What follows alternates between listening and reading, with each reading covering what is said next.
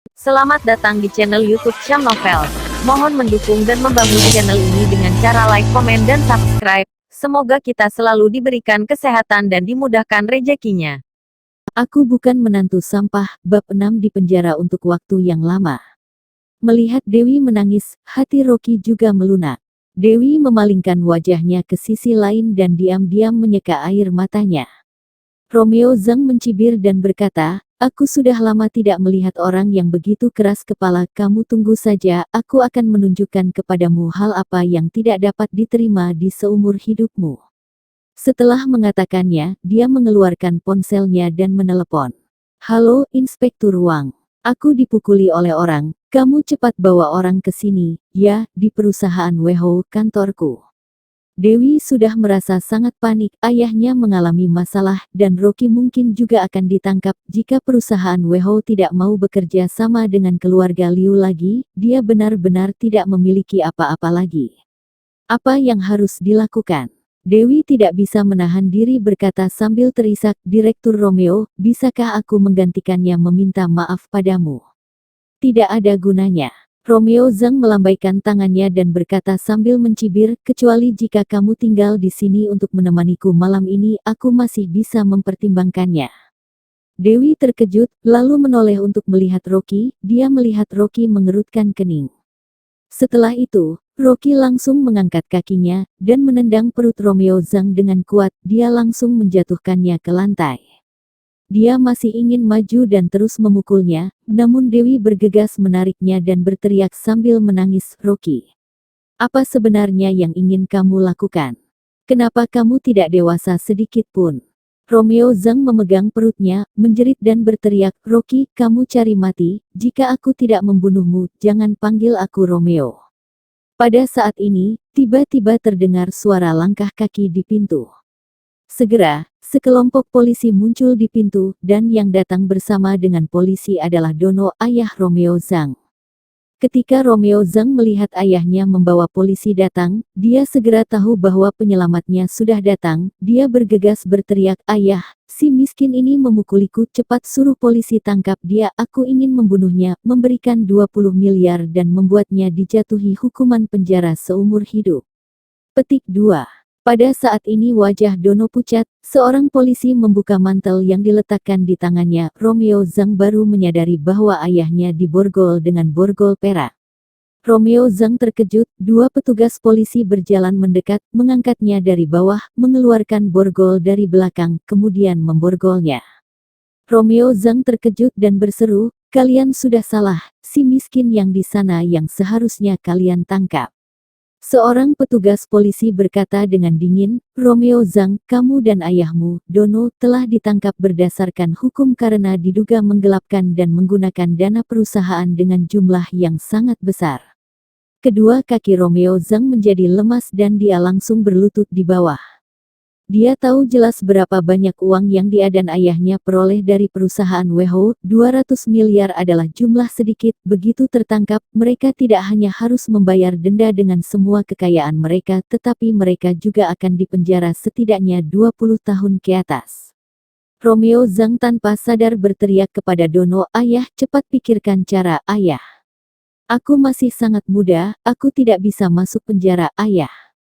Dono menghela napas panjang dan menangis, "Nak, ayah sendiri sekarang juga tidak bisa melindungi diri sendiri, ayah tidak bisa melakukan apa-apa." Polisi berkata dengan dingin, "Jangan khawatir, kelak kalian berdua bisa saling menemani di penjara." Rocky saat ini berkata, "Pak Inspektur, aku sarankan kalian periksa botol anggur merah itu juga, aku curiga Romeo Zhang ini bermaksud membius istriku." Seorang petugas polisi mengangguk dan segera mengeluarkan beberapa kertas tes merah dan mencelupkannya ke dalam anggur merah. Segera setelah itu, selembar kertas tes langsung berubah dari merah menjadi biru dengan kecepatan yang terlihat dengan mata telanjang. Petugas polisi itu segera berkata, "Anggur itu mengandung obat triazolam yang biasa dikenal sebagai obat bius." Petugas polisi yang memimpin tim mengangguk dan berkata, "Segel anggur itu dan bawa kembali untuk menjadi bukti. Kami menerima laporan dan korban menyatakan bahwa Romeo Zhang memperkosanya di kantor." Kejadian yang seperti di film ini membuat Dewi tercengang, matanya yang indah berbinar, dan sorot matanya ketika melihat Rocky menjadi aneh. "Rocky, apa yang terjadi sebenarnya?" Begitu suaminya yang tidak berguna masuk, dia memukuli Romeo Zhang. Setelah beberapa saat polisi muncul, meskipun dia bersyukur karena dia menyelamatkan dirinya, namun dia tidak mengerti apa yang sebenarnya terjadi. Ketika Rocky menghadapi pertanyaan istrinya, dia tentu saja tidak mungkin mengatakan yang sebenarnya kepadanya. Bagaimanapun, jika ingin menjelaskan semuanya ada terlalu banyak hal yang harus dijelaskan. Pada saat itu, Rocky menyentuh hidungnya dan berkata, mungkin Romeo Zhang dan ayahnya telah melakukan terlalu banyak hal jahat, bahkan Tuhan pun sudah tidak tahan lagi melihatnya. Benarkah begitu? Dewi merasa sedikit bingung, bagaimana mungkin ada hal yang begitu kebetulan seperti itu di dunia ini. Melihat ketidakpercayaan Dewi, Rocky bergegas mengubah topik pembicaraan. "Istriku, hal ini akan diselesaikan oleh polisi. Jadi kita tidak perlu mengkhawatirkan ini. Oh ya, aku sudah mendapatkan pinjaman 16 miliar untuk ayah kita." Dewi terkejut ketika dia mendengar perkataan Rocky, dan dia berkata dengan gembira, "Benarkah? Kamu tidak berbohong padaku bukan? Bagaimana aku bisa berbohong kepadamu tentang hal sebesar ini?" Setelah Rocky mengatakannya, dia mengeluarkan cek dari sakunya dan menyerahkannya kepada Dewi. Dewi mengambil cek dari Rocky. Setelah melihat jumlah yang tertulis di atas, dia tidak bisa menahan perasaan gembiranya. Dengan uang ini, ayahnya tidak perlu dipenjara. Setelah itu, dia merasa heran, seorang suami yang diremehkan semua orang dan dianggap tidak berguna ini, bagaimana dia bisa meminjam uang sebesar 16 miliar. Memikirkan hal ini, Dewi tidak bisa menahan diri untuk bertanya, "Rocky, katakan yang sebenarnya, dari mana kamu meminjam uang ini? Siapa yang meminjamkannya kepadamu?" Mendengar ini, Rocky melambaikan tangannya dan berkata sambil tersenyum, "Hal ini sangat kebetulan. Aku memiliki seorang teman kecil yang dulunya sama miskinnya denganku, tetapi dalam beberapa tahun ini bisnis keluarganya sangat maju, jadi aku meminta bantuannya." Dewi tidak meragukannya, bagaimanapun cek senilai 16 miliar sudah di tangannya, tetapi ketika dia memikirkan keluarganya hanya memiliki 4 miliar lebih, dia bertanya dengan sedikit gugup, "Kapan teman kecilmu ini meminta kita mengembalikan uang ini? Bisakah bilang padanya untuk memberiku waktu selama 2 bulan? Petik 2.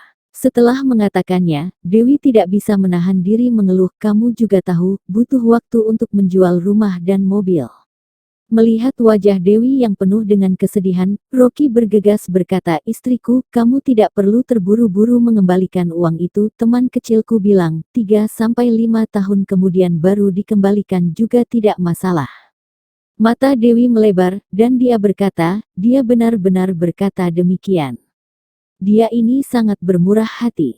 Rocky berkata sambil tersenyum, "Aku sering membantunya ketika masih kecil, sekarang dia sudah kaya, jadi dia tidak keberatan membantuku." Dewi bergegas berkata, "Begini saja, aku akan memberikan 4 miliar lebih dulu kepadamu, kamu kembalikan dulu padanya, dan sisanya aku akan pelan-pelan mencari solusinya." Setelah itu, Dewi lanjut berkata, "Kamu coba tanya pada teman kecilmu itu, kapan dia punya waktu, kita undang dia untuk makan bersama." Rocky berkata, "Kebetulan sekali, dia dan orang keluarganya pergi ke Amerika Serikat untuk membicarakan bisnis, dia sudah ada di bandara sekarang, jadi kita sekarang lebih baik pergi menebus ayah dulu, masalah mengundangnya makan, kita bisa bicarakan lagi nanti. Ayo kita pergi sekarang sebelum terlambat. Aku bukan menantu sampah." Bab 7 Menebus Ayah Mertua. 10 menit lebih kemudian, Dewi dan Rocky tiba di Happy Hall. Jenny dan Andrew telah lama menunggu di sana, mereka merasa sangat gelisah. Beberapa pengawal bertubuh kekar yang memakai jas berdiri di samping, suasananya sangat tegang. Ketika melihat Dewi dan Rocky datang, Jenny bergegas bertanya, "Dewi, apakah kamu sudah mendapatkan uang pinjaman?" Dewi bergegas berkata, "Sudah, uangnya berbentuk cek." Setelah itu, Dewi mengeluarkan cek senilai 16 miliar dari tasnya dan menyerahkannya kepada Jenny. Melihat ini, kesedihan Andrew akhirnya mereda. Begitu memikirkan dia tidak perlu masuk penjara, dia merasa sangat gembira hingga tidak bisa mengatakan apa-apa. Jenny juga merasa sangat gembira dan berkata, tidak disangka, Direktur Romeo sangat murah hati, dia memberikan uang 16 miliar. Setelah selesai mengatakannya, Jenny memelototi Rocky lagi, lihatlah betapa murah hatinya Tuan Muda Romeo, lalu lihatlah kamu yang miskin ini, jika kamu benar-benar memikirkan kebaikan Dewi, kamu segera ceraikan dia dan biarkan dia menikah dengan Tuan Muda Romeo untuk menjalani kehidupan yang lebih baik. Petik 2. Rocky mengangkat bahu ibu mertuanya selalu meremehkan dirinya, dan dia tidak pernah mendengar dia mengatakan sepatah kata baik tentangnya. Dewi berkata dengan tak berdaya, Bu, ini bukan seperti yang ibu pikirkan. Jenny tidak bisa menahan diri untuk berkata, Dewi, kamu jangan membela orang tidak berguna ini, kamu juga sudah melihat seberapa baiknya Tuan Muda Romeo padamu, jika dibandingkan dengan Rocky, mereka seperti langit dan bumi. Tetapi Bu, uang ini adalah uang yang dipinjam Rocky. Apa? Bukan Tuan Muda Romeo yang meminjamkannya untukmu, melainkan orang yang tidak berguna ini. Dewi bergegas menjelaskan, Bu, Romeo Zhang adalah seorang bajingan yang tidak tahu malu, dia tidak hanya tidak pernah berpikir ingin meminjamkan uang kepada kita, dia juga memiliki niat buruk padaku, sekarang dia sudah di penjara, dan tidak akan pernah bisa keluar lagi seumur hidupnya. Setelah itu, Dewi berkata lagi, ini berkat Rocky, jika bukan dia yang mendapatkan uang pinjaman 16 miliar ini, aku benar-benar tidak tahu harus berbuat apa. Setelah mendengar perkataan Dewi, ekspresi Jenny menjadi sangat terkejut. Orang yang tidak berguna yang selama ini selalu diremehkan olehnya ternyata adalah orang yang membantu mereka. Sebaliknya, Tuan Muda Romeo yang dianggap sebagai penyelamat malah berakhir seperti itu. Mengingat perkataan sindiran yang tadi dia katakan pada Rocky, Jenny tiba-tiba merasa malu. Andrew tersenyum menyanjung dan berkata, tidak peduli siapapun yang meminjamnya, pokoknya uangnya sudah didapatkan, itu bagus. Jenny memelototinya, apanya yang bagus? Dewi masih harus membayarnya, kamu lihat masalah apa yang telah kamu buat ini, saat pulang nanti aku akan memperhitungkannya denganmu. Wajah Andrew memerah, oke. Pada saat ini, manajer Happy Hall bergegas datang setelah mendengar suara mereka, dan berkata dengan dingin, Tuan Andrew, apakah kamu sudah mendapatkan uangnya? Andrew bergegas berkata, sudah uangnya dalam bentuk cek. Setelah itu, Andrew menoleh dan melihat ke manajer Happy Hall itu. Apakah aku sudah boleh pergi sekarang? Manajer Happy Hall melambaikan tangannya, tentu saja. Setelah pulang, Jenny berkata dengan marah kepada Rocky, mengapa kamu masih tertegun? Buatkan semangkuk mie untuk ayah. Rocky berkata sambil tersenyum, oke, aku akan pergi sekarang. Andrew menatap istrinya dengan cemas dan berkata dengan tersenyum menyanjung, istriku, kali ini untung ada kamu dan Dewi, kalau tidak aku tidak tahu bagaimana keadaanku sekarang. Ketika Andrew tidak mengatakannya itu masih baik-baik saja, begitu dia mengatakan itu Jenny langsung menjadi semakin marah. Kamu masih enak mengatakannya, jika kamu tidak memecahkan vas di Happy Hall, apakah kamu perlu memberikan uang 16 miliar kepada mereka? Ini semua salah Rocky, jika dia tidak memarkir mobil di Antique Street, aku tidak mungkin melihat vas itu, apalagi memecahkannya. Andrew segera melepaskan tanggung jawab dan melemparkannya pada Rocky.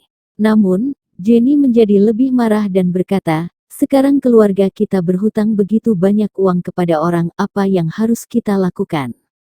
Andrew tersenyum menyanjung dan berkata, istriku, aku tahu aku salah. Ketika Dewi melihat kedua orang tuanya, dia mengerutkan kening, dan berpikir dalam hati, meskipun teman Rocky tidak terburu-buru meminta mengembalikan uang itu, namun keluarga mereka masih memiliki 4 miliar sekarang, jadi lebih baik dibayarkan dulu. Pada saat ini, Rocky berjalan datang dan meletakkan mangkuk di depan Andrew.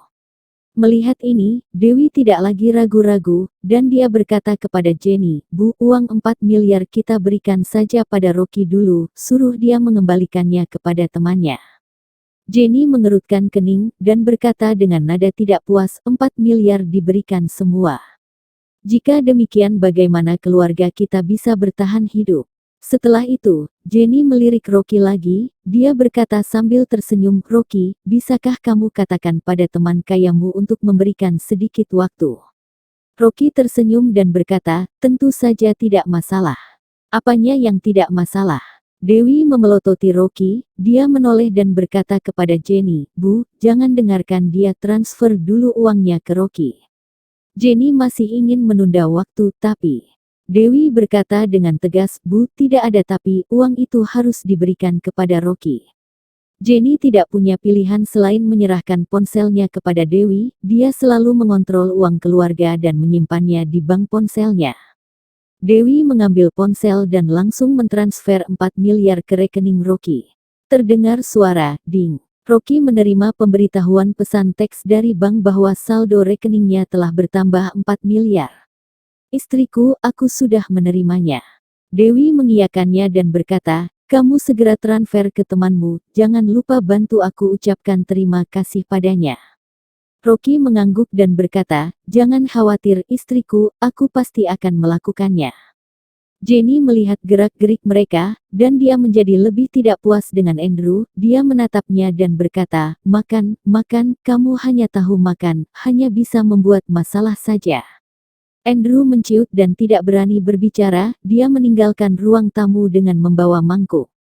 Malam hari, setelah makan malam, Rocky sedang membersihkan panci dan peralatan makan di dapur, tiba-tiba ponselnya berdering.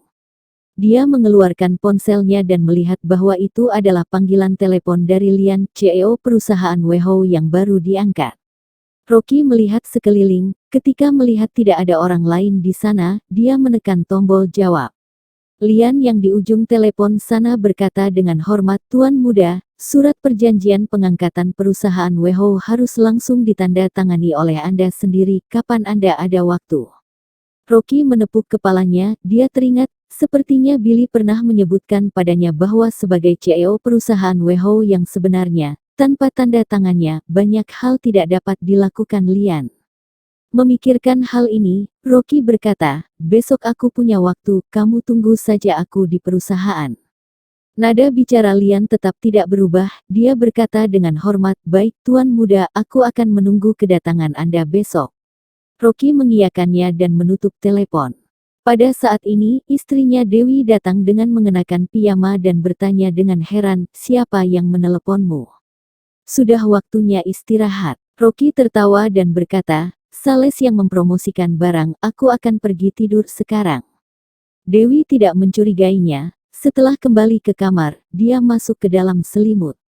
Rocky meletakkan tikar, berselimut, dan tertidur. Aku bukan menantu sampah, bab 8 wanita jalang dengan anjing. Keesokan paginya, setelah memasak di rumah, Rocky mengendarai sepeda listriknya ke perusahaan WHO. Lian meneleponnya dan berkata kepadanya dengan nada hormat, Tuan Muda, aku membawa semua staf eksekutif perusahaan untuk berbaris di lobi perusahaan WHO untuk menyambut Anda, kapan Anda akan tiba? Rocky berkata dengan datar, suruh semua orang bubar, aku tidak ingin mengungkapkan identitasku, jika tidak, mengapa aku menyuruhmu menjadi CEO? Lian langsung mengerti maksud Rocky, dia gugup hingga berkeringat dingin. Dia hampir melakukan kesalahan, tetapi untungnya, dia menelepon terlebih dahulu untuk menanyakan hal itu, jika tidak, jika Tuan Muda datang, dan melihat barisan yang diaturnya untuk menyambutnya, begitu Tuan Muda marah, mungkin dia akan dipecat. Lalu dia bergegas berkata, Tuan Muda, aku akan segera membubarkan mereka. Ya, Rocky berkata, kamu kembali ke kantormu, dan aku akan langsung pergi menemuimu ketika aku tiba. Baik Tuan Muda. Rocky menutup telepon dan memarkir sepeda listrik di tempat parkir perusahaan WHO. Begitu sepeda listrik telah dikunci di area parkir, sebuah mobil Bentley hitam perlahan diparkir di tempat parkir seberang. Rocky tidak sengaja mendongak dan melihat sepasang pria dan wanita muda berjalan turun dari mobil. Pria itu mengenakan setelan jas kualitas tinggi, dia terlihat sangat elegan, dan wanita itu berdandan dengan mencolok meskipun sedikit norak, namun dia juga bisa dibilang cantik. Rocky mengenal wanita ini, dia adalah sepupu Dewi, Mia. Pria itu, sepertinya orang yang akan segera bertunangan dengannya, Fresco, Tuan Muda pertama keluarga Wang. Keluarga Wang cukup terkenal di daerah setempat, dan dapat dikatakan sebagai keluarga besar di kelas menengah ke atas, tidak peduli kekayaan maupun kedudukan, mereka jauh lebih baik daripada keluarga Liu. Oleh karena itu, Christy sangat menantikan Mia bisa segera menikah dan masuk ke keluarga Wang. Dengan begitu dia juga akan membawa peluang perkembangan baru bagi keluarga Liu. Rocky tidak terlalu suka dengan Mia, alasan utamanya karena kepribadian Mia tidak baik. Dia selalu menganggap Dewi sepupunya ini sebagai pesaing, tetapi yang tidak bisa dipungkiri adalah tidak peduli wajah, karisma, pendidikan, maupun moral, Dewi jauh lebih baik daripada dia.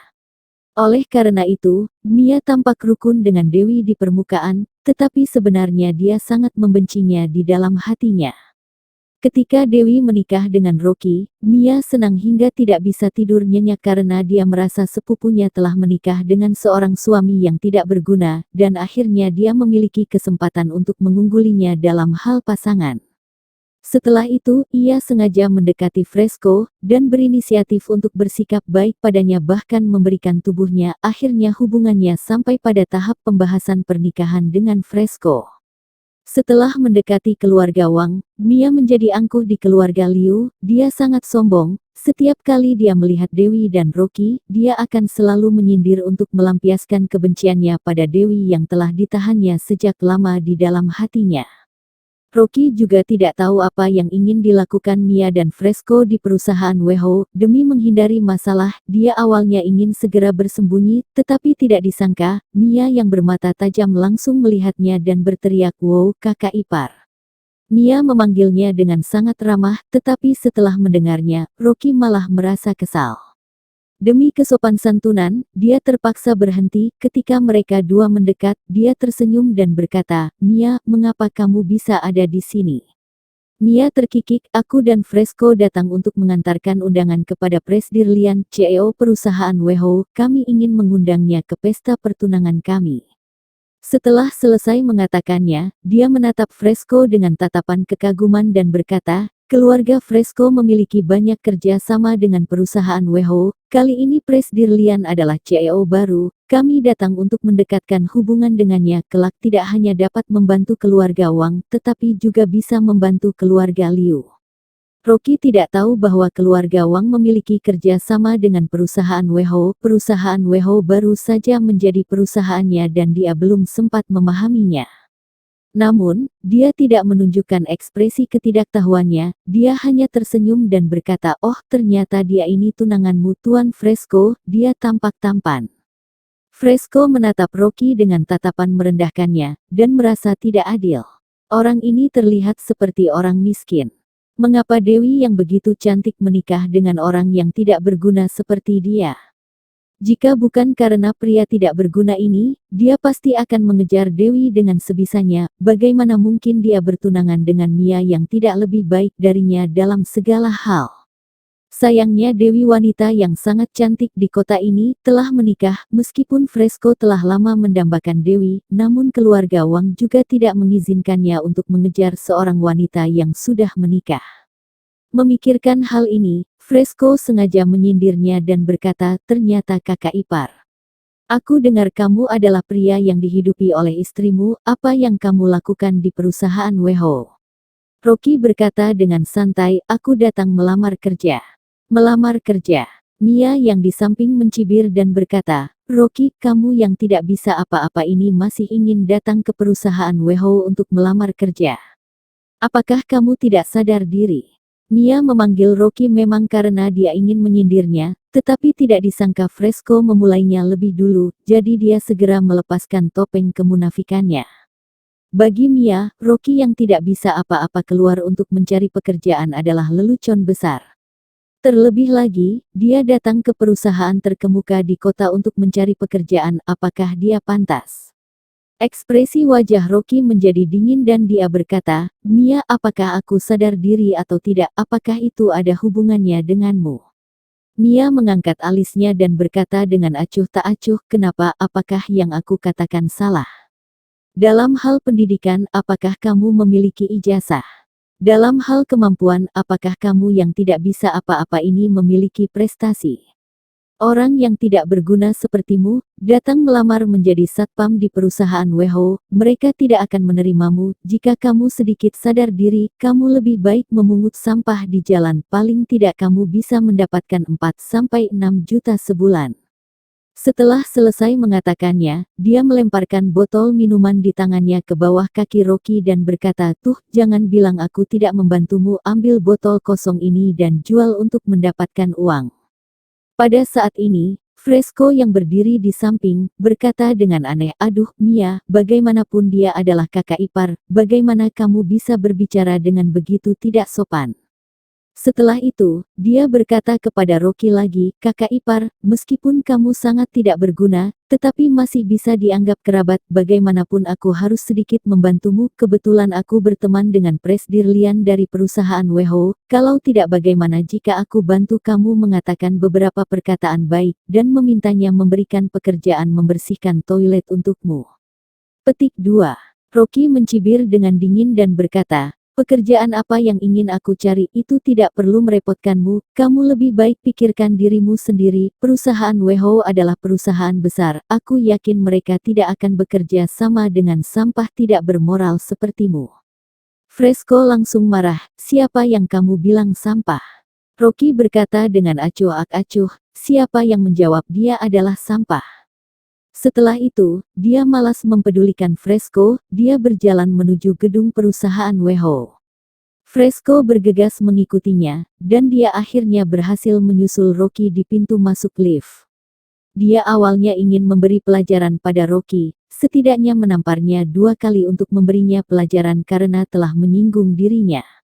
Tetapi ketika dia melihat bahwa dia sudah berada di dalam gedung perusahaan WHO, dia takut jika dia memukulnya itu akan membuat Lian CEO yang baru diangkat ini marah, jadi dia terpaksa menghilangkan pemikiran untuk memberi pelajaran padanya untuk sementara waktu.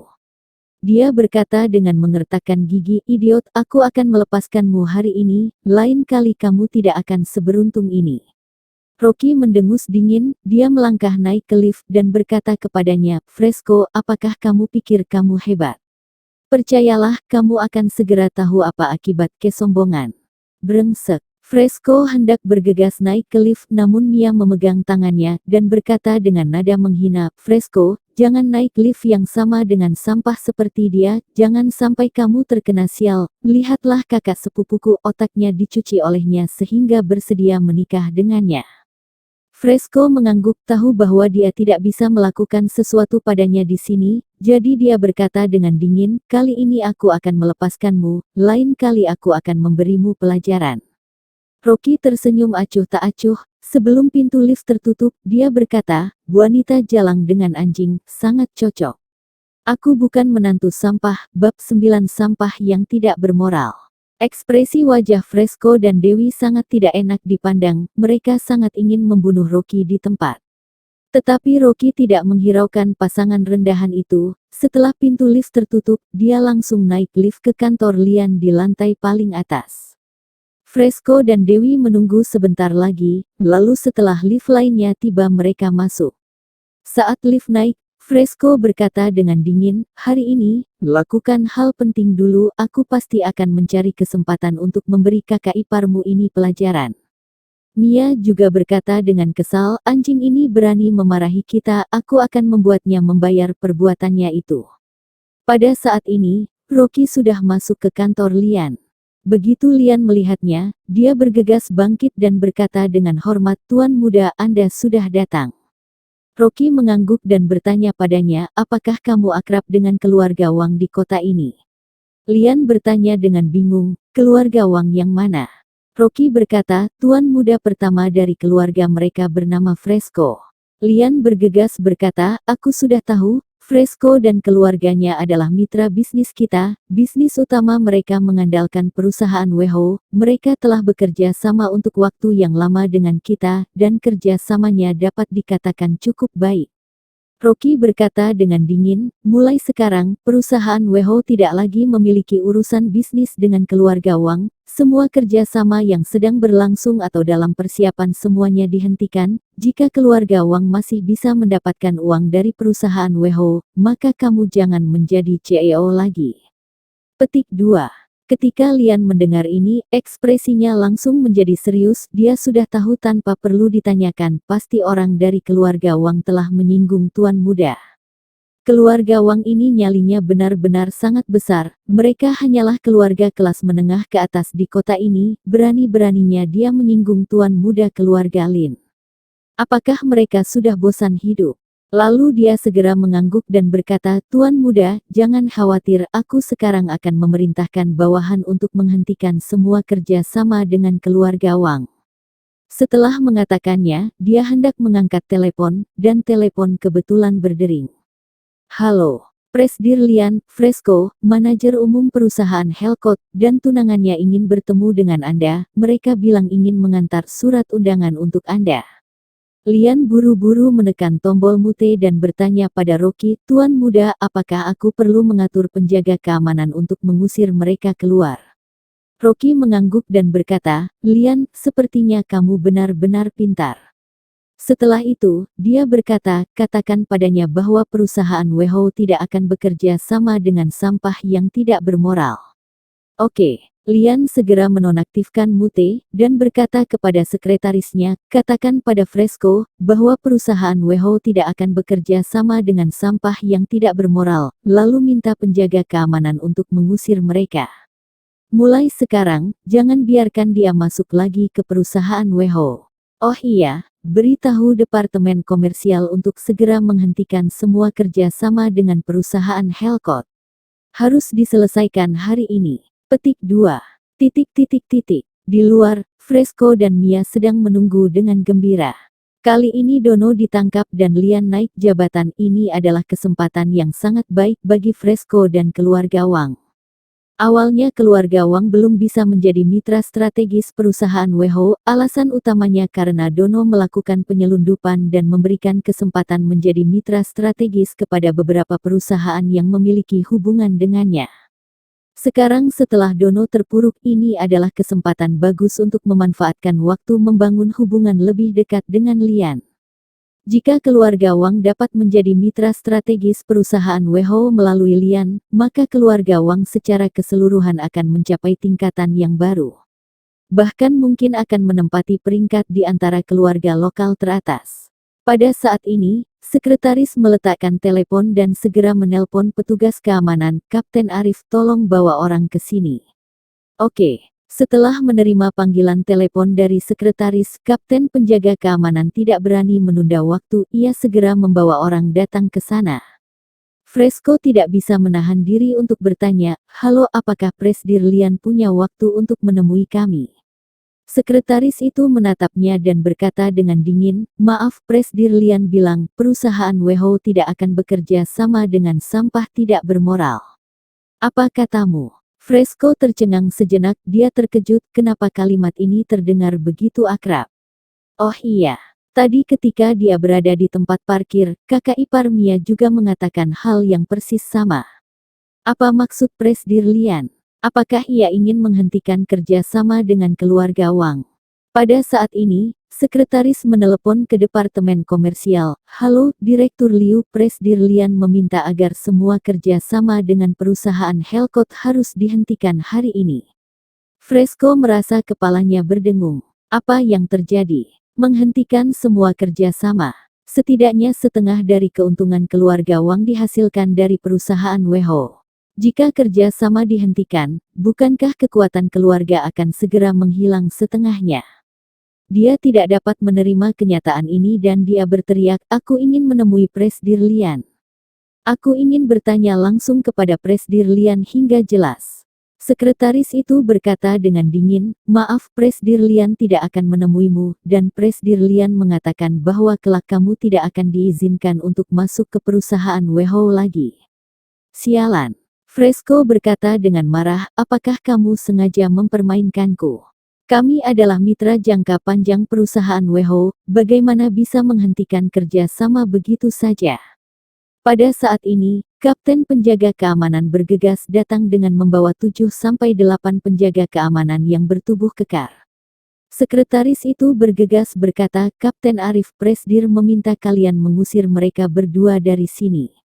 Kapten Arif bergegas maju, dia meraih pergelangan tangan Fresco, lalu memutarnya ke belakangnya. Fresco berteriak kesakitan, dan Kapten Arif menegurnya dengan dingin, cepat keluar dari sini. Jika kamu berani membuat masalah di perusahaan WHO, hati-hati aku akan melumpuhkanmu. Sialan, seorang kapten penjaga keamanan berani meneriakiku, apakah kamu tahu siapa aku? Begitu Fresco selesai mengatakannya, Kapten Arif menamparnya dan memarahinya, di perusahaan WHO siapa kamu? Kapten Arif tahu jelas bahwa dia mewakili perusahaan WHO, mewakili Presdirlian. Jika dia menamparnya, dia juga tidak akan pernah berani melawan. Jika dia berani melawan, perusahaan WHO pasti akan membelanya. Selain itu, jika Presdirlian tahu dia menamparnya, dia pasti akan menaikkan jabatannya. Ini adalah kesempatan bagus untuk menunjukkan kesetiaannya. Fresco ditampar hingga wajahnya terasa sakit. Ketika dia hendak marah, ponselnya tiba-tiba berdering. Panggilan telepon ternyata dari ayahnya. Ketika dia menjawab telepon, terdengar suara teriakan marah yang keras, brengsek, masalah apa yang kamu buat di luar? Sekarang perusahaan WHO ingin mengakhiri semua kerja sama dengan kita, siapa yang kamu singgung di luar? Fresco berkata dengan sedih, ayah, aku tidak menyinggung siapapun, aku hanya datang untuk mengantar surat undangan untuk Presdirlian, aku bahkan belum bertemu dengan Presdirlian. Di sisi lain telepon sana, ayah Fresco berteriak, orang dari perusahaan WHO mengatakan bahwa alasan mereka menghentikan kerja sama dengan keluarga Wang adalah karena kamu adalah sampah yang tidak bermoral. Sekarang keluarga kita telah menderita kerugian besar karena kamu cepat kembali dan jelaskan pada kakekmu. Petik 2. Fresco diusir dari perusahaan WHO oleh penjaga keamanan, dia memegang ponsel dengan ekspresi tertegun. Dia tiba-tiba teringat pada Rocky, dan dia tidak bisa menahan diri untuk bertanya pada Mia, yang di sebelahnya yang sama-sama diusir. Mia, apakah karena kakak iparmu yang tidak berguna itu? Apakah dia ada hubungannya dengan perusahaan WHO? Mia dibuat terkejut oleh perkataan Fresco, dia memikirkannya dengan cermat, memang mungkin ada hubungannya dengan kakak iparnya yang tidak berguna itu, tetapi bagaimana mungkin? Dia jelas-jelas orang yang tidak berguna dan tidak memiliki status. Memikirkan hal ini, dia langsung menggelengkan kepalanya dan berkata, bagaimana mungkin si idiot itu ada hubungannya dengan perusahaan WHO? Dia bahkan tidak memenuhi syarat untuk datang ke perusahaan WHO untuk membersihkan toilet. Itu benar. Fresco mengangguk memikirkan ayahnya yang marah, dia berkata dengan putus asa, tidak bisa, aku harus segera pulang. Mia bergegas bertanya, Fresco, bagaimana dengan Giok di Jade Jewelry? Giok, Fresco berkata dengan marah, sudah di saat seperti ini masih mengatakan masalah Giok. Tidak jadi dibeli. Aku bukan menantu sampah, bab 10 mahar. Setelah Rocky menandatangani surat pengangkatan Lian, dia mengendarai sepeda listriknya kembali ke rumah. Ketika membuka pintu, dia melihat istrinya, Dewi, dan ayah serta ibu mertuanya membungkuk, dan yang duduk di sofa di depan mereka adalah seorang wanita tua yang mengenakan perhiasan yang mewah dengan ekspresi dingin. Christy datang ke sini. Rocky merasa sedikit terkejut ketika melihatnya. Christy adalah pemimpin keluarga Liu, dia selalu meremehkan keluarga Dewi. Setelah Rocky dan Dewi menikah, dalam beberapa tahun ini dia tidak pernah datang ke rumah mereka, mengapa hari ini dia tiba-tiba datang? Rocky bergegas menyapanya dan berkata, apa kabar nenek? Christy menoleh ketika dia melihat bahwa itu adalah Rocky, cucu menantunya yang tidak berguna, dia mendengus dengan sangat tidak senang, dia tidak berbicara. Rocky tahu bahwa Christy meremehkan dirinya dan dia sudah terbiasa dengan sikapnya ini, dia mengangkat bahu dan berdiri di samping istrinya Dewi. Ibu mertuanya, Jenny buru-buru membawakan secangkir teh dan berkata dengan hormat, Bu, silakan minum teh. Christy mendekatkan hidungnya dan mengendus, lalu dia berkata dengan dingin, babi pun tidak akan minum teh yang berkualitas rendahan, kamu masih memberikannya padaku. Cepat bawa pergi. Ekspresi Jenny sangat canggung, teh ini adalah produk bagus yang dibeli oleh suaminya, mereka biasanya tidak rela untuk meminumnya, tetapi Christy malah mengatakan itu teh kualitas rendahan.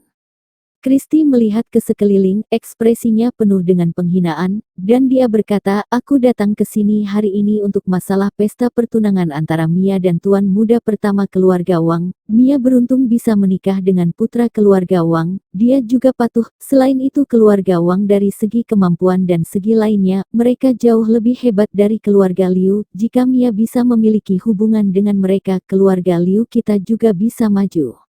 Petik 2. Setelah mengatakan ini, dia memelototi Rocky dengan galak dan berkata, keluarga Wang adalah keluarga besar, meskipun keluarga Liu tidak bisa dibandingkan dengan mereka, tetapi kita tidak bisa membuat keluarga Wang memandang rendah kita di pesta pertunangan ini, jadi maharnya harus mahal, jangan sampai kehilangan martabat.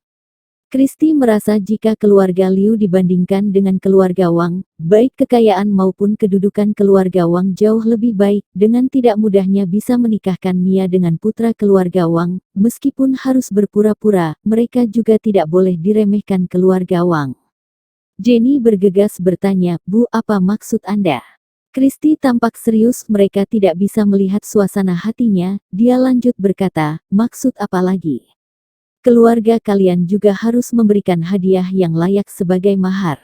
Ketika Jenny mendengar ini, dia langsung memaksakan diri tersenyum dan berkata, jadi menurut Anda berapa harga hadiah yang pantas? Kristi menatap Jenny dan berkata dengan perlahan, paman ketiga Mia telah membelikan sebuah mobil Porsche senilai 4 miliar lebih untuk Mia, tidak peduli hadiah apa yang kalian belikan, pokoknya tidak boleh kurang dari jumlah ini. Saat ini, Dewi yang tidak berbicara dari tadi, menjawab, Nenek, 4 miliar terlalu banyak, keluarga kami masih berhutang belasan miliar pada orang, kami tidak mampu membelikan mahar yang begitu mahal. Jenny juga berkata dengan mengertakkan gigi, ya, Bu, keluarga kami benar-benar sudah tidak ada uang.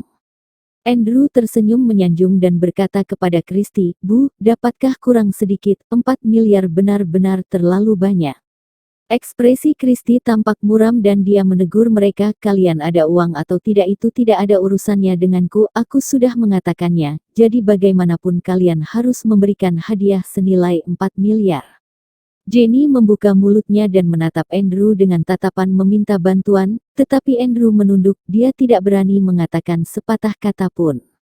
Rocky yang di samping menggelengkan kepala pada saat seperti ini, ayah mertuanya bahkan tidak berani mengatakan apa-apa, ayah mertuanya ini terlalu pengecut.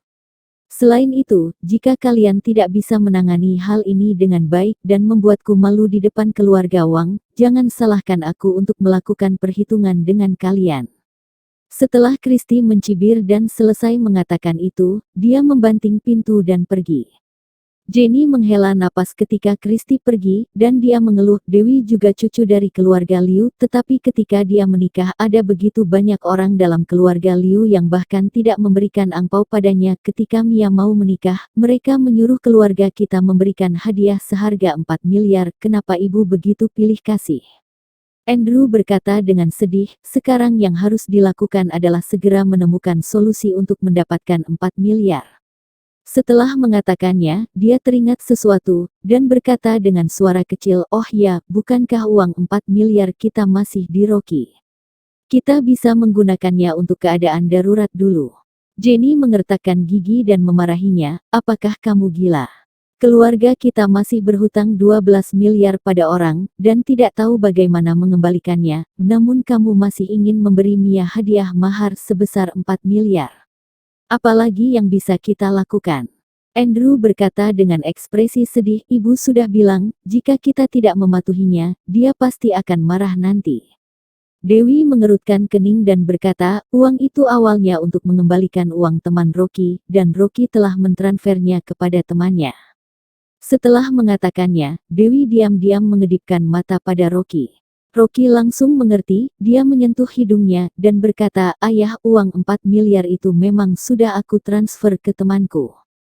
Ketika Andrew mendengar uang 4 miliar sudah ditransfer, dia langsung menunduk dan mengeluh sedih, apa yang harus kita lakukan, bagaimana jika nenekmu marah?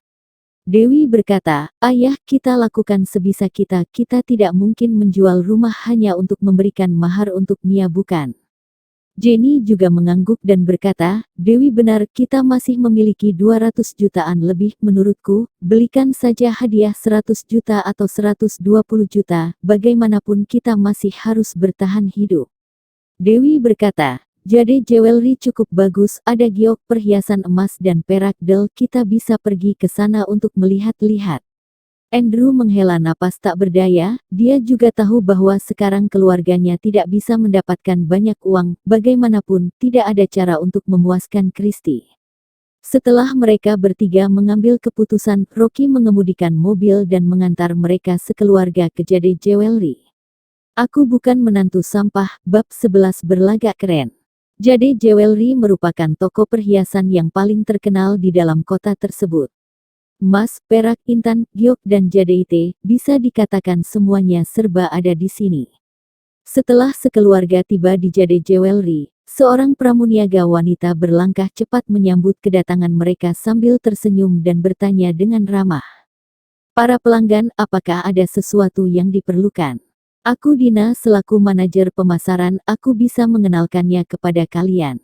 Ia melihat Dewi yang memiliki paras cantik, dan melihat juga Rocky yang berpakaian biasa, berupa kaos putih polos dan sebuah celana jeans yang warnanya sudah memudar. Ia pun langsung menebak di dalam hati, bahwa pemuda ini bisa menikahi wanita itu karena pemuda ini merupakan orang kaya yang tersembunyi. Dewi memandang sekitarnya dan berkata, kita ingin membeli beberapa perhiasan, boleh seperti kalung, anting dan sejenisnya. Silahkan Anda ikut aku. Wajah Dina terukir senyuman, lalu membawanya ke depan lemari kaca, sembari menunjuk sebuah liontin jadeite dan berkata, menurut Anda, bagaimana dengan barang tersebut? Ini adalah outfit Ichi jadeite, memiliki warna yang indah. Anda begitu cantik, pasti semakin elegan setelah memakainya. Rocky menunduk dan melirik sekilas. Meskipun terhalang oleh lemari kaca, tapi di bawah sinar penerangan, liontin itu masih saja cemerlang. Jadeite itu berwarna hijau, agak transparan dan seluruhnya diukir menjadi patung Buddha Maitreya. Ukirannya sangat indah dan memiliki kualitas yang baik. Setahunya, meskipun liontin ini tidak mencapai kualitas terbaik, tapi setidaknya harganya juga bisa mencapai puluhan miliar. Ia menoleh ke samping dan menemukan tatapan Dewi yang juga penuh rasa suka terhadap liontin jadeite tersebut. Mengingat setelah mereka menikah, dirinya juga tidak pernah membelikan hadiah untuk istrinya, Rocky pun merasa kalau ia suka liontin itu, maka dirinya akan membelikan untuknya. Oleh karena itu, ia pun membuka mulut dan bertanya kepada Dina. Boleh dikeluarkan untuk coba tidak? Dewi langsung menarik Rocky dan berkata pelan. Jadeite ini pasti sangat mahal, lebih baik kita melihat yang lain. Rocky asal berkata, tak apa-apa, hanya coba kok, tidak akan terjadi apa-apa. Mendengar ini, Dina pun merasa jijik bagai makan seekor lalat. Sialan, hanya coba kok, tidak akan terjadi apa-apa. Aku paling benci orang-orang seperti kalian, tidak punya uang tapi ingin mencoba produk toko yang paling berharga.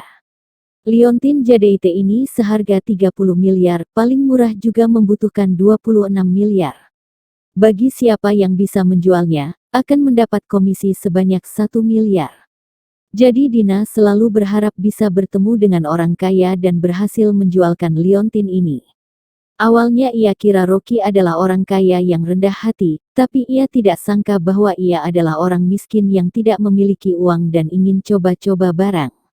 Ia sangatlah kecewa, dan sangat marah di saat yang sama. Ia paling kesal dengan orang yang suka berpura-pura. Mereka pasti ingin mengambil foto dengan mencoba barang itu, lalu memamerkannya dengan mengunggah postingan kan. Orang-orang yang seperti ini, ia sudah banyak kali bertemu. Benar-benar orang-orang bodoh yang miskin dan licik. Mengingat hingga kini, raut wajah Dina menjadi cuek, lalu berkata dengan tidak peduli. Ternyata satu keluarga yang miskin, sungguh mengesalkan, menghabiskan waktuku saja. Setelah itu, ia langsung mengunci lemari kaca lagi, lalu berkata kepada Rocky tanpa ekspresi. Maaf, liontin ini merupakan barang yang paling berharga dalam toko kita. Jangan coba kalau tidak mampu mencobanya. Rocky mengerutkan dahinya dan membuka mulut berkata, dari mana dirimu tahu bahwa aku tidak mampu membelinya? Kamu buka toko untuk melakukan usaha kita sebagai pelanggan, masa tidak boleh mencobanya? Hehe, Dina merasa tidak senang. Orang ini memang orang miskin. Hanya orang yang tidak mampu membelinya baru mengatakan kata-kata itu. Oleh karena itu, ia berkata dengan tidak senang. Hehe, JDT ini seharga puluhan miliar. Kalau kamu tidak mampu membelinya, lalu ingin mencobanya dan mengambil foto untuk unggah postingan, maka aku menyarankan untuk tidak mencobanya, daripada tidak mampu membayar rugi jika kalian tidak hati-hati. Kalau begitu, kalian harus dipenjara loh. Selesai mengatakan itu, Dina langsung memeluk kedua lengannya di depan dada, lalu bertingkah angkuh dan memasang wajah yang meremehkan mereka. Mendengar JDT ini seharga puluhan miliar, Dewi langsung menarik nafas, lalu sibuk menarik Rocky dan berkata pelan. JDT ini memang agak mahal, mari kita pergi lihat yang lain. Tidak dikit orang yang memerhatikan mereka, lalu berkata dengan penuh remeh. Orang yang seperti itu memang sangat tidak tahu malu. Tidak mampu beli tapi masih ingin mencoba, bukankah hanya ingin terlihat kaya? Benar. Mau terlihat kaya juga tidak lihat status diri dahulu. Dengan pakaiannya, bagaimana mungkin cocok dengan JDT yang sebaik ini? Aku beritahu kamu, sekarang terlalu banyak orang yang ingin terlihat kaya. Aku dengar di Happy Hall kemarin ada orang tua bodoh yang memaksa ingin melihat vas porselen dinasti Song, lalu mengambil foto saat tidak ada satupun yang menyadarinya. Coba kamu tebak apa yang terjadi selanjutnya? Apa yang terjadi? Vas itu jatuh ke lantai dan pecah, hahaha. Orang bodoh itu harus bayar rugi sebanyak 16 miliar, baru boleh pergi. Kocak sekali. Hahaha, benar-benar ada orang bodoh yang seperti itu. Percakapan pelanggan di samping membuat Dewi sekeluarga tidak nyaman. Apalagi Andrew selaku ayah Dewi. Mendengar orang lain yang membicarakan kejadiannya yang memalukan itu, ia ingin sekali mencari lubang untuk bersembunyi dan selamanya tidak keluar lagi. Jenny semakin memasang ekspresi yang ingin memakan Rocky. Ia berpikir di dalam hati, kalau bukan karena bajingan ini ingin mencobanya, mereka satu keluarga juga tidak perlu direndahkan Dina seperti ini. Dasar menantu bodohnya yang tidak berguna. Hati Rocky semakin merasa tidak puas mendengar Dina yang merendahkan mereka. Ia pun membuka mulut berkata, bagaimana dirimu tahu aku tidak mampu membelinya? Jika liontin itu bagus pada istriku, aku juga bisa membelinya. Sudahlah, kamu masih ingin berpura-pura sekarang. Dasar tidak ingin mengakuinya. Tidak hanya Old Pit Ichi JDT ini yang seharga puluhan miliar, aku lihat kalian bahkan tidak mampu membeli JDT biasa yang seharga ratusan juta. Tidak lihat diri dulu sebelum datang ke JD Jewelry. Pergilah ke tempat yang cocok denganmu. Dina langsung marah besar. Awalnya ia kira mendapatkan orang kaya ini, maka ia bisa mendapatkan komisi yang banyak. Tapi siapa sangka bahwa orang itu hanya ingin berpura-pura terlihat kaya. Suasana hatinya yang baik seketika dihancurkan oleh mereka sekeluarga. Setelah itu, Dina melambaikan tangan dan memanggil seorang pramuniaga pria datang berkata, Alwi, bawa mereka lihat barang-barang yang di bawah harga ratusan juta. Pura-pura kaya padahal tidak ada uang, sungguh mengganggu saja. Sudahlah, kita lihat sendiri saja. Wajah Jenny memerah, semakin kesal melihat Rocky. Jika Dewi menikah dengan tuan muda besar seperti Fresco, maka tidak mungkin mereka sekeluarga begitu memalukan. Tapi ia sama sekali tidak tahu bahwa jika Rocky ingin, maka ia bisa saja membeli satu JD Jewelry, itu bukanlah yang susah. Jenny menahan rasa malu untuk berkeliling di area murah.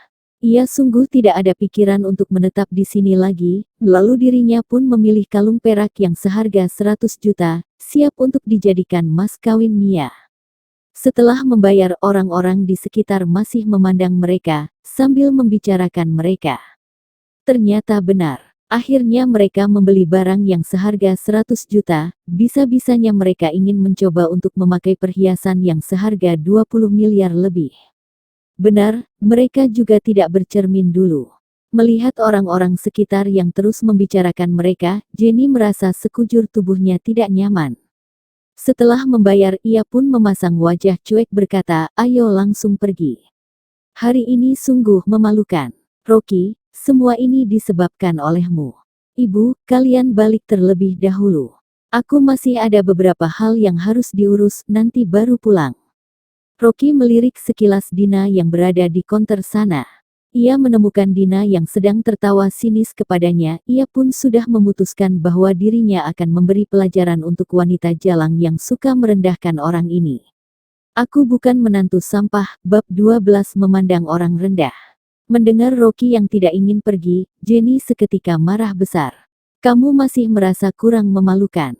Ingin terus mencari perhatian di sini. Andaikan kamu agak berguna, kita mungkin tidak akan dipermalukan. Rocky tertawa ringan dan berkata, ibu salah paham. Aku harus pergi beli sayur dulu, biar pulang nanti bisa langsung masak. Andrew ikut menyambung berkata, sudahlah, biarkan ia pergi beli sayur agar aku tidak kesal melihatnya. Raut wajah Dewi juga terlihat kurang baik.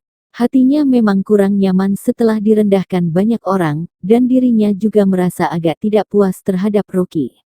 Semua salahnya. Jika ia tidak memaksa dirinya coba memakai, bagaimana mungkin akan terjadi hal-hal seperti ini?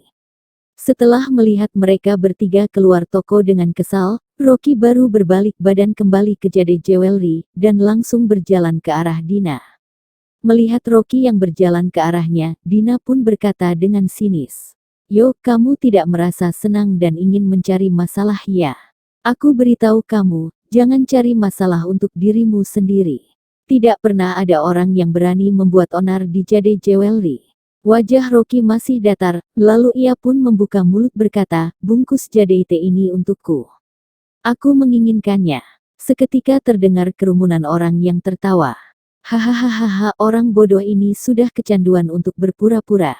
Orang bodoh ini mungkin belum selesai berakting. Aduh, sudahlah, jangan lanjut akting lagi. Aku sudah mau mati karena tingkah laku kocaknya. Dina juga tertawa sinis dan berkata, kamu mau. Kamu mampu membelinya. Untuk apa kamu terus berpura-pura? Dasar bodoh, Jade ini seharga 26 miliar. Kamu ingin membelinya, tunjukkan nominal tabunganmu terlebih dahulu. Rocky benar-benar marah. Ia bertanya dengan datar. Apakah ini sikap kalian terhadap pelanggan yang ingin membeli barang? Dina mengangkat bahunya tertawa berkata. Pelanggan juga dibagi tingkatnya. Orang yang mampu beli tentu adalah pelanggan. Untuk orang sepertimu, memanglah bodoh. Aku beritahu kamu, aku sudah sering bertemu dengan orang bodoh yang sepertimu, merasa diri sendiri miskin, ingin melampiaskan amarah, ingin membuat onar, tapi aku beritahu lagi bahwa kamu datang ke tempat yang salah. Rocky tidak ingin berbicara lagi dengannya, ia pun membuka mulut berkata, panggil manajer kalian keluar. Ada yang ingin kubicarakan dengannya. Dina memasang raut wajah yang tenang berkata, apakah kamu berhak bertemu dengan manajer kita? Segera pergilah kamu. Kalau kamu tidak mau pergi lagi, aku akan menyuruh petugas keamanan untuk menarikmu keluar. Jika kamu terluka, jangan pernah berharap bisa mendapat biaya pengobatan dari kita.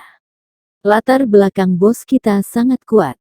Rocky meliriknya sinis sekilas. Ia pun tidak lagi peduli kepadanya, mengeluarkan telepon dan menghubungi nomor Billy. Billy, datang ke Jade Jewelry dan siapkan tunai sebanyak 26 miliar untukku. 10 menit kemudian, aku sudah harus mendapatnya. Tentu tuan muda, aku akan segera ke sana. Dina menarik salah satu sudut bibirnya, tertawa berkata. Si bodoh ini semakin menjadi-jadi. 26 miliar lagi, bahkan selama hidupku tidak pernah melihat begitu banyak tunai. Semoga kamu bisa membuatku melihatnya. Mungkin kamu belum tahu bahwa tunai yang melebihi miliar butuh buat janji dengan bank terlebih dahulu. Hahaha, kamu sungguh kocak. Rocky mengangguk dan berkata, kalau tidak pernah melihat begitu banyak tunai, maka bentar lagi kamu akan melihatnya. Orang-orang di sekitar juga membicarakannya. Miskin bukan masalah, tapi jangan membesar-besarkan diri. Hahaha, orang ini sama sekali tidak mirip orang kaya. 26 miliar. Jika ia bisa mengeluarkan 600 juta, aku akan memanggilnya ayah. Aku hanya ingin lihat bagaimana tampang 26 miliar ini. Mendengar orang-orang yang berdiri pada pihaknya, wajah Dina pun terukir senyuman. Ia menunggu bagaimana si miskin itu mengatasi masalah ini jika tidak ada tunai nanti. Beberapa menit kemudian, ada beberapa mobil Rolls-Royce yang tiba-tiba berhenti di depan pintu Jade Jewelry. Selanjutnya, dari 2 mobil Rolls-Royce di depan muncul 8 pengawal yang memakai setelan jas hitam. Tangan mereka membawa koper hitam. Mereka semua berotot kuat, memasang ekspresi tegas dan penuh aura membunuh, bahkan suasana sekitar seketika menjadi lebih serius. Mereka pun langsung menutupi area sekitar yang sebanyak 10 meter di depan pintu Jade Jewelry, melarang siapapun untuk masuk ke dalam. Lalu, ada seorang pengawal yang membuka pintu mobil Rolls-Royce yang ketiga, sehingga terlihat Billy yang turun dari kursi penumpang. Adegan ini seketika membuat orang-orang di dalam Jade Jewelry tercengang. Tokoh besar dari manakah ini, bisa-bisanya memiliki formasi yang begitu besar? Dina tercengang dan berpikir bahwa si miskin itu yang memanggil orang-orang ini datang. Tapi setelah dipikir ulang, bagaimana mungkin? Si miskin itu tidak mungkin kenal dengan tokoh besar yang begitu hebat. Billy berlangkah besar ke dalam Jade Jewelry. Dina pun sibuk menyambut kedatangannya. Tapi Billy sama sekali tidak meliriknya, lalu langsung berjalan ke arah Rocky. "Tuan muda, aku sudah datang, uang juga sudah kubawa," ucap Billy, lalu melambaikan tangannya. Para pengawal yang di belakang berjalan masuk ke dalam Jade Jewelry, lalu langsung meletakkan koper yang penuh uang di lantai dan membukanya. Di dalam sana penuh dengan lembaran tunai yang berwarna merah. Semua orang di sekitar terkejut, hingga menarik nafas dalam. Sialan, si miskin ini. Oh bukan, apa yang dikatakan orang ini bisa-bisanya benar. Oh Tuhan, sebenarnya siapakah orang ini? Rocky berkata kepada Billy. Aku ingin bertemu dengan manajer toko tersebut, tapi wanita itu bilang aku tidak berhak, kamu atasilah sendiri. Billy mengangguk lalu mengeluarkan ponselnya. Setelah mencari-cari, ia pun langsung menghubunginya. Sekali panggilan terhubung, ia pun langsung marah kepada orang di seberang telepon sana. Bajingan, aku Billy. Aku sekarang tepat berada di Jade Jewelry. Aku beri waktu 1 menit untukmu segera datang ke sini. Kalau tidak, aku akan menyuruh orang untuk membakar Jade Jewelry, serta mematahkan kakimu. Wajah Dina seketika memucat, tatapannya pun penuh rasa takut saat memandang Billy. Orang ini sungguh begitu hebat. Bosnya merupakan tokoh besar yang cukup terhormat di kota Gopo, apalagi memiliki koneksi yang luas, siapapun harus menghormatinya. Bagaimana mungkin ada yang berani berbicara seperti itu kepadanya? Tak sampai semenit, seorang pria parubaya yang berisi berlari cepat dari kantor belakang. Melihat Billy, ia pun langsung mendekatinya dan berkata, "Pak Billy, Anda juga tidak memberitahuku sebelumnya kalau mau datang ke toko kecilku ini, setidaknya biarkan aku menyambut Anda." Billy langsung mendaratkan sebuah tamparan pada wajahnya, lalu marah besar berkata, "Kamu cukup angkuh ya. Tuan mudaku ingin bertemu denganmu tapi karyawanmu bilang tuan mudaku tidak berhak. Coba kamu katakan apakah kamu tidak ingin hidup lagi?" Awalnya pria gemuk itu agak sedih setelah menerima tamparan, tapi setelah mendengar ucapannya ia seketika terkejut hingga arwahnya hilang. Tuan mudanya Billy. Oh Tuhan, keberadaan Billy saja sudah seperti seekor naga. Bukankah tuan mudanya seperti dewa di langit? Mencari masalah dengan Billy saja sudah bisa mati, apalagi dengan tuan mudanya. Kedua kakinya terus gemetar, lalu menoleh melihat ke arah Rocky yang berada di samping Billy. Meskipun terlihat biasa, tapi ia adalah tuan mudanya Billy.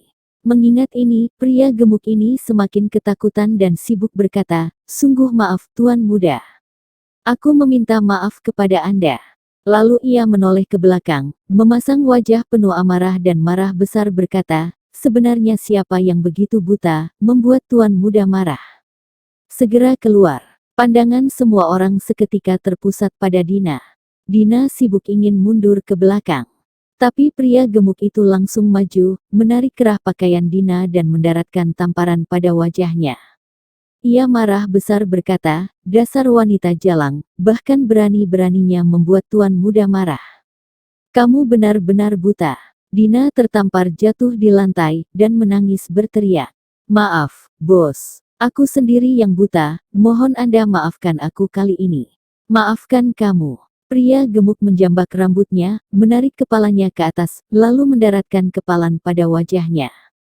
Pukulan demi pukulan, hingga wajahnya dipenuhi denegan darah. Sialan. Kamu ingin mencelakaiku, Yan. Kamu ingin mencelakaiku, maka biarkan aku celakai kamu terlebih dahulu. Ada beberapa gigi Dina yang copot karena pukulannya, bahkan jembatan hidung yang baru saja dibuatnya pun dipatahkan. Wajahnya sekarang penuh dengan darah. Ia menangis kencang untuk membebaskan diri dari pria gemuk itu. Ia merangkak ke dekat Rocky, menarik kakinya dan menangis berkata, "Tuan muda, aku sudah tahu kesalahanku. Lain kali aku tidak akan asal merendahkan orang lain." Rocky berkata dengan cuek, "Kamu sendiri yang mencari semua ini." Pria gemuk itu berlari kemari, lalu lompat dan menginjak kepalanya, marah-marah berkata, "Dasar sialan, apakah kamu berhak menyentuh kaki tuan muda? Aku harus memberi ajaran untukmu." Sekali injakan itu langsung membuat Dina jatuh pingsan. Pria gemuk itu pun berkata kepada petugas keamanan di sampingnya, "Sial, bawa si bodoh yang suka merendahkan orang ke tumpukan sampah di belakang sana." "Baik, bos." Beberapa petugas keamanan itu tidak berani lama-lama, lalu langsung membawa Dina yang wajahnya terpenuh darah keluar. Rocky berkata kepada pria gemuk itu tanpa memasang ekspresi, "Istriku menyukai jadeit itu, tolong bungkus itu untukku." Pria gemuk itu langsung mengangguk menerimanya dan berkata, "Baik, aku akan bungkus sekarang untukmu." Rocky tidak lagi melihatnya, melainkan berkata kepada Billy, "Kamu simpan dulu jadeit ini untukku. Selain itu, sepupu perempuan Dewi tunangan besok tolong bantu aku siapkan hadiah untuk keluarga Liu, jangan buat Dewi dipandang rendah. Sekalian bawakan jadeit itu untukku, tapi harus ingat jangan bocorkan identitasku." "Aku mengerti tuan muda. Aku antar Anda pulang." Billy mengangguk sebagai tanda menerimanya. "Tidak perlu." Rocky melambaikan tangannya berkata, "Aku pulang Bersambung. sendiri." Nantikan episode selanjutnya. Jangan lupa like, komen, dan subscribe. Terima kasih.